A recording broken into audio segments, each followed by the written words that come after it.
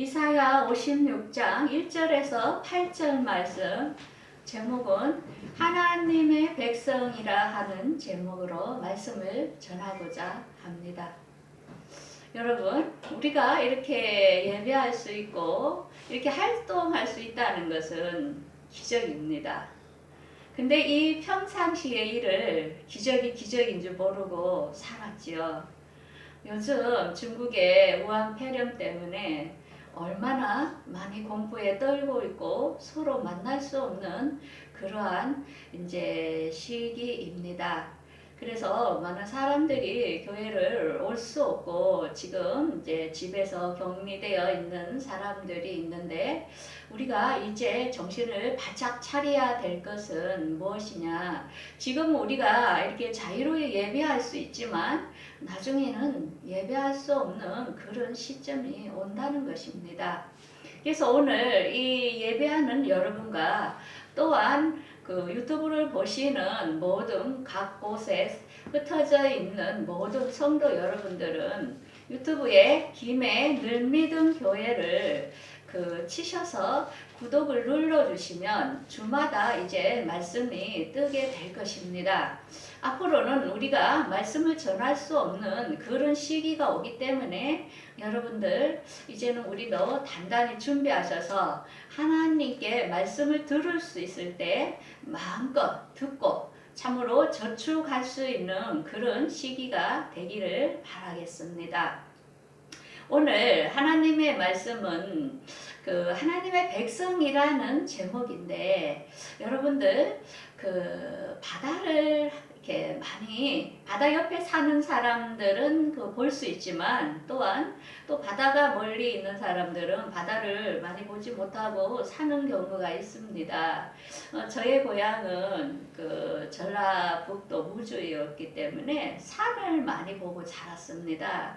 그래서 산의 아름다움과 또한 그 산에서 나는 많은 식물과 이런 것들을 보면서 정말 그 고향을 그리워하며 고향에 대한 어떤 아름다움 이런 추억들이 있는데 부산 지역에 살다 보니까 이렇게 바다를 접하면서 이 바다가 진짜 크구나 그러면서 바다에 대하여 저 바다 속에 오만 찌끄러기와 모든 것들을 수용하는 바다를 보면서 바다 같은 넓은 마음을 가져야 되는데 하면서 그렇지 못한 자신을 볼 때에 항상 이렇게 도전을 받기도 합니다. 전번주에는 우리 베트남의 링트 티님이 복음을 통역을 해주셔서 우리 김해 늘믿음 교회 유튜브가 이제 베트남으로 복음을 전파하는 일을 했습니다. 저는 가장 기쁘고 마음이 뿌듯합니다. 그런데 우리 링트트이가 우리 가정에 우리의 가족의 한 인원으로 이렇게 소속되기까지는 정말 많은 어려움이 많았습니다. 우리는 낯선 것을 뭔가 받아들인다는 것 그게 정말 어렵지요. 사역자인 저도 어쩌면 꽉꽉 막혀서 정말 다른 다문화를 받아들인다는 게 정말 어려웠던 것을 고백합니다. 우리 아들이 이제 사회복지를 공부하다 보니까 서울에서 이제 NGO로 베트남에 이렇게 1년을 자원봉사를 가게 되었어요. 근데 그곳에 이제 하노이 대학을 나온 우리 링트 트인님이 NGO에 근무하면서 같이 그곳에 베트남에는 정말 어떤 하나님을 믿기가 어려운데 복음을 일찍 받아들인 링트 트윈님으로 통해서 우리 아들은 너무 감동을 받고 이 베트남에도 복음이 전파돼야 되겠다는 어떤 선교사적인 사명을 가지고 이렇게 결혼을 하려고 하는 그들의 의도에서 제가 한 2년 넘게 많이 반대를 했지만 정말로 그들도 하나님의 백성이라는 것, 그들에게도 복음이 전해져야 된다는 아들의 강력한 강구에 저는 두 손을 들고 결혼을 허락했습니다. 그래서 이제 이렇게 결혼을 하게 되었는데 베트남 문화와 우리와의 문화는 엄청난 차이가 있더라고요. 결혼식을 얼마나 거창하게 하는데 이틀을 하더라고요. 그런데 가장 인상적인 것은 뭐였냐? 우리가 신부를 맞이할 때 어떤 들러리 친구들이 따라가듯이 들러리들이 이렇게 다 신부하기 전에 이렇게 경호하는 이런 것들을 보면서 아 정말 성경적이네. 그리고 또 베트남 문화는 어떠냐? 우리는 결혼을 하면은 딸에게 시집에 어떤 물건들을 많이 사서 막 이렇게 보내잖아요. 근데 베트남에는 남자가 여자 쪽에 어떤 그 물건을 줘야 되는 그런 어떤 성경적인 그런 문화를 가지고 있더라고요. 그래서 그게 맞다. 성경적으로 보면은 딸을 주는 입장에서 남자가 딸에게 뭔가를 가져다 줘야 되는데 우리 한국 문화는 좀 잘못됐다. 왜 우리가 딸을 주면서까지 많은 거대한 돈을 그 시댁에다가 갖다 줘야 되나. 이런 거 보면서 저는 딸이 2명이라서 좀 억울하다. 이런 생각을 가져봅니다. 그래서 이렇게 그 결혼식을 함으로 정말 지금 한국에 많은 유학생들이 우리 서울에 베트남 유학생들이 공부를 하고 있죠. 그곳에서 이제 우리 링트 트위님이 많은 선교 활동으로 이렇게 하고 있는데 참 복음이 이렇게 전해지는 거구나. 우리가 좀 더 마음을 열고 어떤 하나님의 백성들을 위하여 수용할 때 복음은 더 크게 전파될 수 있는데 그렇지 못한 우리 모습을 보면서 우리가 다시 한번 반성을 해야 되겠다는 것을 많이 느끼는 한 주였습니다. 오늘 이사야서 26장의 그 1절에서 8절 말씀의 전체 요약으로는 하나님의 공의와 정의 또한 하나님의 백성의 범위 또한 하나님의 백성의 확산이라는 이 세 요약으로 오늘 말씀을 전하고자 합니다. 먼저 하나님의 백성에서 하나님의 백성의 의무는 뭘까? 우리 1절 말씀 우리 함께 한번 읽겠습니다. 여호와께서 이같이 말씀하시되 너희는 공평을 지키며 의를 행하라. 나의 구원이 가까웠고 나의 의가 나타날 것이니라 하였은즉. 자, 하나님의 백성은 무조건 예수를 믿고 구원을 받는 것이 주 목적이 아니라는 것입니다. 하나님의 백성으로서 의무가 있다는 것입니다. 그 의무는 뭐냐? 우리가 십계명을 2개로 딱 나누어서 5계명에서 10계명의 그런 의무인데 첫째는 뭡니까? 내 부모를 공경하라. 그 다음에 살인하지 말라. 또 간음하지 말라. 그 다음에는 어떤 거짓 증거하지 말고 내 이웃에 있는 것을 탐내지 말라 하는 하나님의 윤리적인 의무가 있습니다. 그런데 우리는 이런 의무를 망각하고 그냥 예수 믿으면 구원이라는 것으로 우리가 의무는 망각하고 막 살아가는 기독교인들이 많다는 것이죠. 이스라엘 백성도 우리가 율법으로 하나님께 제사해서 우리는 선민이라 우리는 당연히 구원을 받는다는 착각 속에 살았으므로 그들이 정의와 공의가 무너졌던 그런 사회에서 하나님은 그 나라를 전쟁으로 심판하신 사실들을 우리는 성경을 통하여 알 수 있습니다. 오늘날에도 마찬가지입니다. 복음이 우리나라에 들어오면서 많은 기독교인들이 그저 예수만 믿으면 되는 것처럼 교회만 가면 되는 것처럼 어떤 윤리를 망각하고 부모를 공경하지도 않고 어떤 자신들의 유익만을 위해서 사는 어떤 기독교인들도 너무나 많지 않습니까? 우리 하나님께서는 하나님의 백성은 그런 이웃에 대한 의무 이것들을 다 행해야 된다는 것을 말씀하고 있습니다. 그 다음에는 하나님의 백성의 의무는 뭐냐? 2절에 안식일을 지켜 더럽히지 아니하며 그 손을 금하여 모든 악을 행치 아니하여 하리니 이같이 행하는 사람이 이같이 굳이 잡은 인생은 복이 있으리로다. 하나님의 백성은 하나님께 예배하는 삶이 중요하다는 것입니다. 우리가 내 자신을 위해서 편안하게 오늘도 집에서 잠자고 그냥 어떤 하나님께 예배하지 않는 사람들이 너무 많지요. 하나님의 백성은 당연히 예배를 드리는 것, 하나님의 나를 귀하게 여기는 것이 너무나 중요하다는 것을 말씀하고 있습니다. 자, 그러면 안식일이 뭘까? 안식일의 역사를 우리가 알아야 될 필요가 있다는 것입니다. 제가 전번 주에 어떤 하나님교회 사람인지는 몰라도 두 분이 오셔가지고 저한테 이러더라고요. 안식일을 아십니까? 유월절을 지킵니까? 이러면서 아주 그냥 자신들이 뭔가 의로운 일을 하고 있고 우리 기독교인은 잘못된 일을 하고 있다는 식으로 이렇게 막 논박하면서 달라드는데 제가 하도 이렇게 어이가 없어서 그래요. 제가 이걸 다 설명할 수는 없고 제가 설교해 놓은 김해 늘미동교회 유튜브를 들어가서 공부를 좀 하십시오. 그러고 와서 저한테 오십시오. 제가 한꺼번에 다 설명을 못 하겠습니다. 이렇게 이야기를 하고 보낸 적이 있습니다. 우리 기독교인들이 왜 안식일이 주일로 변화되었는지를 알아야 되면서 우리의 정체성을 확실히 이야기를 해줄 필요가 있다는 거죠. 안식일은 첫 번째 뭐냐? 하나님께서 세상을 창조하시고 일곱째 날에 안식하셨다 하였습니다. 그래서 우리는 여섯째 날까지는 열심히 일하고 일곱째 날에는 안식을 해줘야 우리 육체도 이렇게 쉼을 얻을 수 있고 우리의 모든 또 생육하고 번성하는 어떤 일들을 감당할 수 있기 때문에 하나님께서는 우리에게 휴일이 필요하다는 것을 알기 때문에 이렇게 안식일을 주신 것입니다. 그래서 이 안식일은 뭐하냐? 하나님께 예배하는 날인데 이 예배라는 것은 얼마나 힘든 것인지 여러분들 날마다 교회에 가겠다고 내가 예배하러 가겠다고 여러분들 얼마나 많은 세월을 다짐했습니까?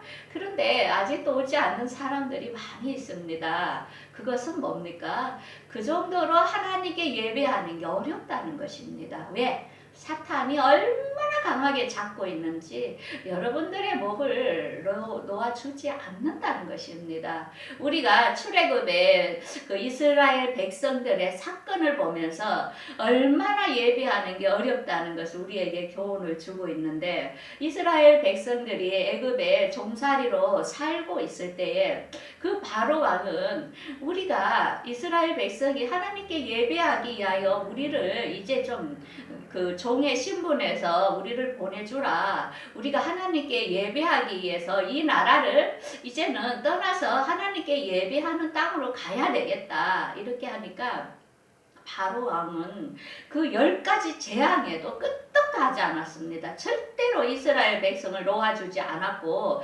마지막에 이스라엘 애굽 땅에 처체된 가축과 또한 장자들이 죽음을 통하여 이스라엘 백성들을 그때사 놓아준 사건을 우리가 알 수 있습니다. 여러분들 교회에 나온다는 것은 기적입니다. 아무나 나오는 것이 아닙니다.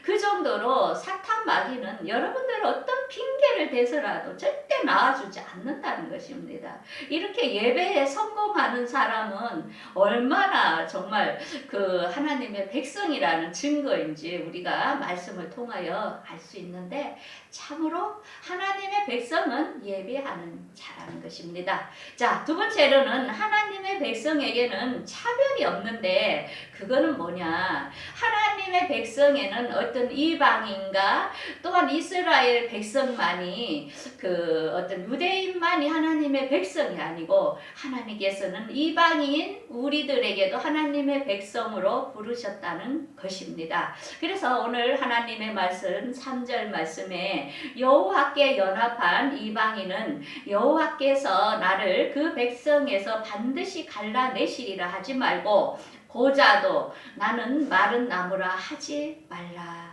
자, 옛날에는 이방인과 고자들은 그 이스라엘의 그 예배에 안식일에 참석하지 못했습니다. 이 정도로 격리를 시켰고 유대인들은 본인들만 율법으로 선택받은 민족으로 구원을 받는다고 착각을 했습니다. 그런데 하나님께서는 아니다. 나를 섬기는 자는 고자라도 좋고 이방인이라도 나를 믿는 자는 하나님의 백성이 될 수 있다고 차별이 없다고 분명히 말씀하고 있습니다. 자, 여기에서 왜 안식일이 주일로 변경이 된 건지 우리가 제일 중요한 포인트가 여기서 나오는데요. 사도 바울은 원래 유대인이었습니다. 그래서 열심히 유대 율법으로 구원을 받는다고 모세 오경만 믿고 하나님만이 구원이라 하면서 예수님을 인정하지 않았습니다. 그런데 그가 예수 믿는 사람을 잡아 죽이다가 그가 다메섹에서 예수님을 만나면서 그의 생각이 완전 바뀌었습니다. 예수님만이 구원자라는 것을 깨닫고 그때부터 사도 바울은 엄청난 충격을 입고 그 이 예수에 대하여 예수를 믿어야 구원을 받는다는 것을 유대인들에게 증거하기 시작했습니다. 그래서 그 바울이 1차 전도로 통하여 유대의 해당들을 다니면서 열심히 복음을 증거하다 보니까 유대인들은 사도 바울을 죽이려고 했습니다. 왜? 율법으로 구원을 받지 어떻게 예수를 구원을 받냐 하면서 사도 바울이 복음을 전하는 데마다 막 핍박을 하니까 그때 사도 바울이 이제는 사도행전 13장 46절에 뭐라고 말씀했냐? 이제 너희들이 복음을 받아들이지 않으므로 나는 이제는 이방인에게 복음을 이렇게 전하겠다. 이렇게 하면서 사도 바울이 그때부터 어떻게 했냐면은 초대교회 때 사도행전 20장 6절에서 9절에 그 안식 후 첫날에 떡을 떼려 모였더니 떡을 떼다 한 것은 뭐냐? 고린도전서 11장 23에서 23절에 성찬식을 말합니다. 예수님이 우리를 위하여 흘리신 피와 살을 기념하는 것으로 떡과 포도주로 우리가 예수님의 다시 오실 예수님을 기다리면서 축제의 날로 예배를 드렸다는 것입니다. 이때부터 초대교회 때부터 이제 안식일보다 예수님이 부활한 첫날에 그때에 모여서 예배를 드리기 시작했고 떡을 떼면서 예수님을 기념하는 이러한 사건으로 전개되었다는 것입니다. 자, 그러면 안식일은 누가 주인이냐? 마태복음 12장 8절에 인자는 안식일의 주인이라 하였습니다. 그래서 그러므로 먹고 마시는 것과 절기나 초하루나 안식일의 이유로 누구든지 너희를 비판하지 못하게 하라. 이것은 그리스도의 그 그림자, 장래의 그림자라고 했습니다. 그래서 사도 바울이 보니까 안식일이 중요하다, 주일은 아니다, 이게 어떤 날짜에 대하여 그러지 마라. 안식일은 오실 예수님의 장래의 그림자일 뿐이라. 안식일의 주인은 누구다? 예수님이다. 이렇게 말씀을 합니다. 자, 그러면 이 예배가 어떻게 변개가 됐는가? 예수님의 그림자를 예표하기 위하여 성경에는 이미 이렇게 말씀으로 말씀하고 있는데 노아 때는 하나님께 예배를 이렇게 제단을 쌓고 예배를 드렸습니다. 그런데 우리의 이 죄를 통하여 하나님과 가까이 가기 위해서 그 이스라엘 그 율법 시대에는 짐승을 잡아다가 짐승이 우리 대신 불에 태움으로 그 하나님께 예배를 드렸던 것입니다. 이것은 뭐냐? 짐승이 죽는 건 뭐냐? 예수님이 우리를 위하여 십자가에 죽으실 것을 이렇게 장래의 그림자로 보여주셨다는 것입니다. 그러면서 솔로몬 시대에 성전에서 하나님을 만나게 하셨는데 많은 사람들이 성전을 지어서 그곳에서 하나님께 예배함으로 하나님을 만나는 그림자였다는 것입니다. 자, 오늘날에는 어떻게 되었습니까?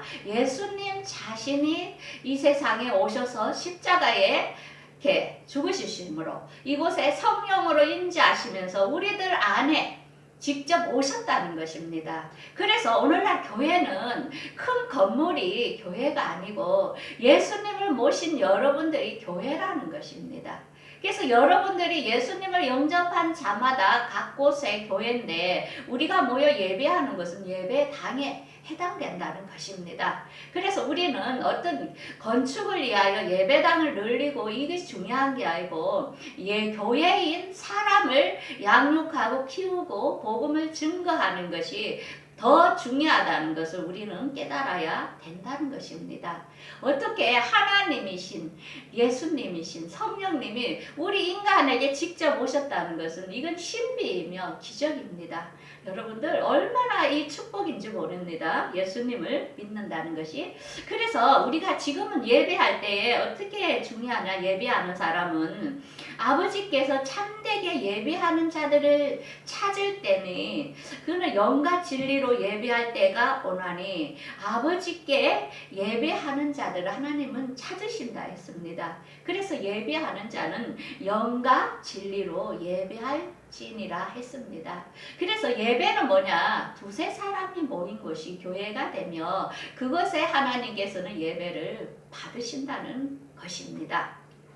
자, 그러면 그 초대교회에 예배를 주일날 드렸는가 안 드렸는가를 보겠습니다. 그 사람이 어떤 질문을 했느냐. 그 기독교인은 로마 콘스탄트 황제가 321년에 일요일을 휴일로 지정하면서 일요일은 원래 황제를 숭배하는 날인데 기독교인들은 그날을 같이 예배일로 했다면서 이런 오류의 말을 하는 것을 들었습니다. 그것은 잘못됐습니다.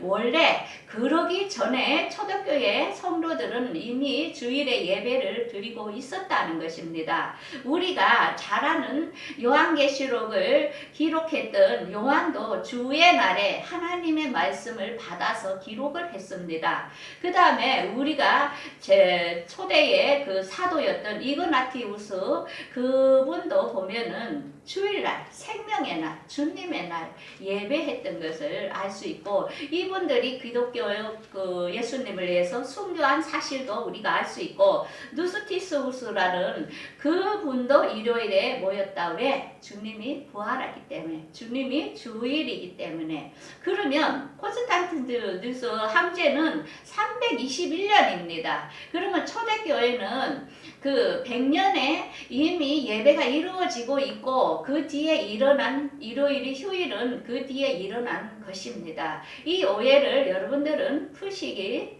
바랍니다. 자, 그러면 우리가 정말 하나님의 백성은 뭐냐? 예배하는 사람들. 하나님의 백성은 이방인과 차별이 없고 누구나 하나님을 믿고자 원하는 자는 다 하나님의 백성이 될 수 있다고 말씀하고 있습니다. 자, 그러면 세 번째는 하나님의 백성이 구원과 축복이 있습니다. 자, 예배하고 하나님의 백성으로 하나님의 계명을 지키는 자에게는 축복이 있는데 4절 5절 말씀에 이렇게 말씀합니다. 여호와께서 이같이 말씀하시기를 안식일을 지키며 나를 기뻐하는 일을 선택하며 나의 언약을 굳게 잡은 고자들에게는 또 내가 내 집에 내 성 안에서 자녀들보다 나은 기념물과 이름을 주며 영원한 이름을 주어 끝이지 않게 할 것이며 하나님의 생명책에 기록해 주겠다는 것입니다. 하나님께 예배하는 백성에게는 하나님의 자녀로서 생명력에 기록할 것을 이미 이렇게 축복을 말씀하고 있으며 또한 나의 그 이름을 사랑하며 또한 안식일을 지키고 나의 언약을 굳게 지키는 이방인마다 성산으로 인도하여 기도하는 내 집에서 그들을 기쁘게 할 것이며 하나님께서는 그들이 기도하는 기도를 들어주시고 또한 하나님의 성산, 하나님의 나라로 인도해 주시겠다고 이렇게 말씀을 하고 있습니다. 이렇게 예배한다는 것은 얼마나 중요한지 모릅니다. 그래서 8절에 뭐라고 말씀합니까? 모든 백성이 다 주님께로 나오게 될 것이라 하는데 그것은 우리가 잘 아는 갈라디아서 3장 28절 우리 함께 한번 읽겠습니다. 유대인이나 헬라인이나 종이나 자유인이나 남자나 여자나 그리스도 예수 안에서 하나이니라. 자, 우리가 이제 기독교인들이 이제는 교회도 우리는 다 하나입니다. 우리는 이제 여자나 남자나 자유와 종이나 우리가 차별을 하면 안 됩니다. 왜?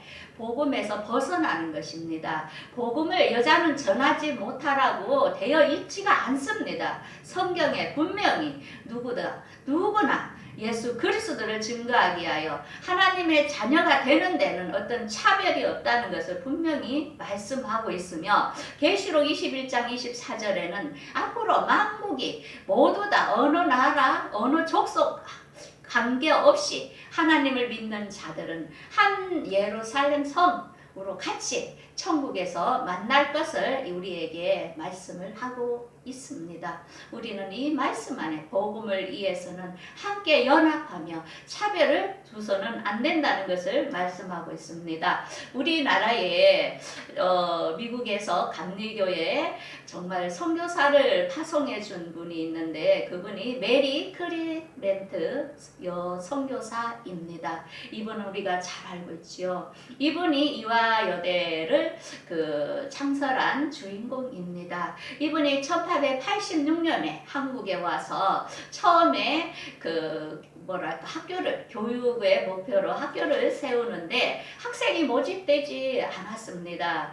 그래서 정말 가난하고 힘없는 그런 자들을 위해서 1년을 기다리면서 학생 한 명이 오면서 학교가 시작이 되었는데 이렇게 학교가 시작이 되면서 우리 고종 황제가 이화학당이라는 이름을 지어주게 되었지요. 그때부터 우리 한국의 신여성들이 교육을 받음으로 우리나라가 계속 발전하게 된 것을 알 수 있습니다. 이 메리 크리스렌트 이 여사, 미국에서 많은 선교사들이 우리나라에 와서 희생이 되지 않았다면 우리 한국이 어떻게 이렇게 발전했겠습니까? 이들은 처음에 한국을 교육으로서 정말 기독교의 어떤 그런 문화와 모든 것을 알려주기 위하여 이들이 헌신을 함으로 우리나라가 이렇게 발전을 한 것을 알 수 있습니다. 우리가 이제 복음은 누구를 통하여 어떤 일을 통하여든지 복음이 증거돼야 되며 하늘나라의 확장은 예수 그리스도로 통하여 증거된다는 것을 알 수 있습니다. 오늘의 본문의 말씀을 이제 요약하며 우리가 적용하고자 합니다. 하나님의 백성은 먼저 하나님을 사랑하고 이웃을 사랑하는 의무를 다해야 된다는 것입니다. 안식일의 주인은 예수 그리스도입니다. 우리는 예수 그리스도를 영접하여 우리의 모든 짐을 그분 앞에 내어놓고 그분께 예배하는 우리가 돼야 된다는 것입니다. 그리고 주의 복음은 앞으로 지속적으로 우리가 증거돼야 되는데 우리가 예수 그리스도를 영접한 우리들이 어느 곳에서든지 주의 복음을 위하여 증거하는 여러분들이 되기를 바라겠습니다. 오늘도 주님은 여러분들을 부르십니다. 우리 오늘 하나님 말씀 우리 함께 읽겠습니다. 다 함께 읽겠습니다. 수고하고 무거운 짐진 자들아 다 내게로 오라. 내가 너희를 쉬게 하리라. 마태복음 11장 28절 말씀입니다. 지금 중국의 우한 폐렴으로 우리가 공포에 떨고 있지요. 지금 시작에 불과합니다. 앞으로 엄청난 일이 계속 벌어질 것입니다. 지진과 전쟁과 어떤 재난들이 계속 일어날 것인데요. 우리는 한 생명 한 생명 이제는 정신을 차리고 먼저 예수 그리스도를 받아들이십시오. 여러분들이 구원받는 것이 중요합니다. 우리 가족 중에 우리 형제 중에 우리 누가 죽을지는 알 수 없습니다. 우리가 사랑할 수 있을 때 마음껏 사랑하십시오. 많은 아름다운 추억을 남기십시오. 그리고 우리가 최종 목적지는 천국입니다.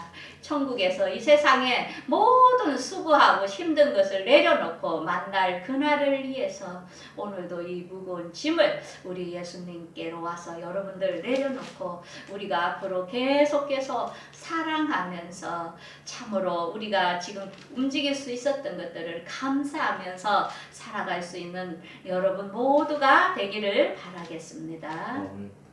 기도하겠습니다.